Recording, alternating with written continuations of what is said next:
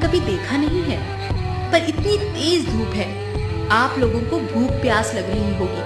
आप लोग अंदर चलकर कुछ खा लीजिए।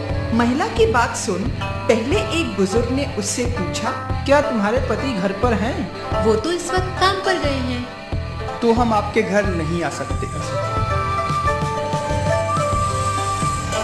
शाम को जब महिला के पति काम से घर लौटे तो उसने पूरी बात अपने पति को बताई।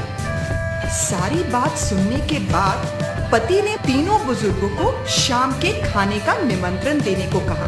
पति के कहे अनुसार महिला एक बार फिर उस पेड़ के पास पहुंची और उसने उन बुजुर्गों को खाने का निमंत्रण दिया। महिला की बात सुन बीच में बैठे बुजुर्ग बोले, शुक्रिया बेटी, पर हम तीनों एक साथ किसी के भी घर नहीं जाते। पर ऐसा क्यों?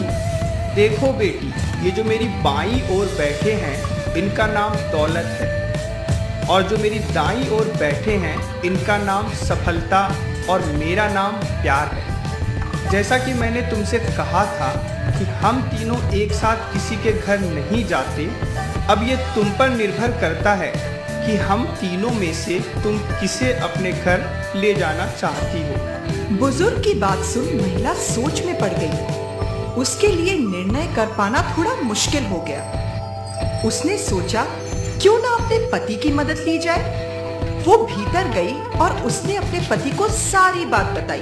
पत्नी की बात सुनने के बाद पति बोले, मुझे लगता है हमें दौलत को अपने घर ले आना चाहिए, क्योंकि उसके आते ही हम माला माल हो जाएंगे। नहीं नहीं, मुझे तो लगता है कि हमें सफलता को ले आना चाहिए, क्योंकि उसके आते ही हम जिंदगी में वो सब हासिल कर पाएंगे जिसकी हमें इच्छा है।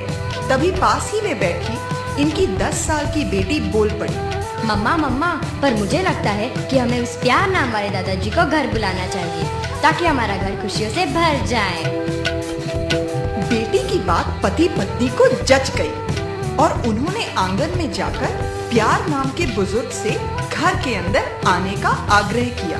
प्यार नाम वाले बुजुर्ग आगे बढ़े, पर ये क्या, उनके पीछे पीछे दौलत और सफलता नाम के बुजुर्ग भी घर की ओर चल पड़े।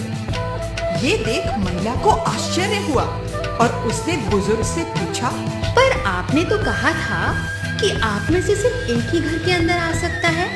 अब आप तीनों? बेटी, मैंने बिल्कुल सही कहा था।